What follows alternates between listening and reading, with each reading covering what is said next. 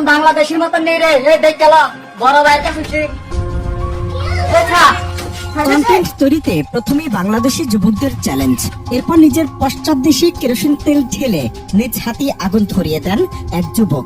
আগুনের লেলিহান শিখা যখন তার শরীরে দাও দাও করে জ্বলতে শুরু করলো, তখন মুহূর্তের মধ্যেই বদলে গেল সব দৃশ্যপট। শুরুতে সবকিছু তার নিয়ন্ত্রণে থাকলেও আগুনের তীব্রতা বাড়ার সাথে সাথেই শুরু হয় চরম আতঙ্ক। জ্বলন্ত শরীর নিয়ে ছটফট করতে থাকার উপর বারবার আগুন নেভানোর চেষ্টা করেও ব্যর্থ হন। আগুনের শিক্ষা যখন তার নিয়ন্ত্রণের বাহিরে চলে যায়, তখন উপায় না পেয়ে পাশে থাকা পানির ঢেলে কোনো মতে নিজের প্রাণ রক্ষা করেন তিনি।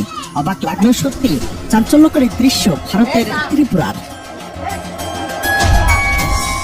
সামাজিক মাধ্যমে ভিউ আর ভাইরাল হওয়ার নেশা তখন যে জীবন নিয়ে খেলায় নামায় তা বোঝার আগেই দেরি হয়ে যায়। ভাইরাল হওয়া ভিডিওতে দেখা যায় রূপন নামের এক যুবক প্রথমে ক্যামেরার সামনে দাঁড়িয়ে বাংলাদেশের যুবকদের উদ্দেশ্যে এক ধরনের চ্যালেঞ্জ ছুড়ে দেন।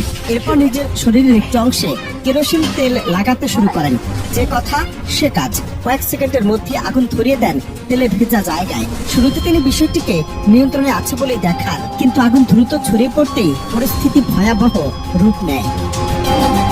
ভারতের ত্রিপুরার ওই যুবকের এমন কাণ্ড জ্ঞানহীন ভিডিওটি সামাজিক মাধ্যমে ছড়িয়ে পড়ার পর থেকে শুরু হয়েছে তীব্র সমালোচনা। ডিজিটাল কন্টেন্ট তৈরির নামে এমন লাইফ রিস্ক বা জীবনের ঝুঁকি নেওয়া কি আদৌ যৌক্তিক?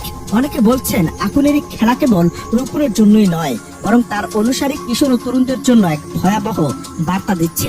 স্রেফ কয়েকটা লাইক আর কমেন্টের আশায় নিজের শরীরে আগুন লাগিয়ে দেওয়ার এই দুঃসাহস যে কোনো সময় বড় ধরনের দুর্ঘটনায় রূপ নিতে পারে। মানুষকে বিনোদন দিয়ে এক বিষয়, আর মৃত্যুকে আলিঙ্গন করা অন্য বিষয়। রূপনের এই ভাইরাল ভিডিওটি আজ প্রমাণ করলো কন্টেন্ট তৈরির নেশা কিভাবে মানুষকে কাণ্ড জ্ঞানহীন করে তুলছে। অনন্ত হাসান মাসুদ, বাংলা টিভি।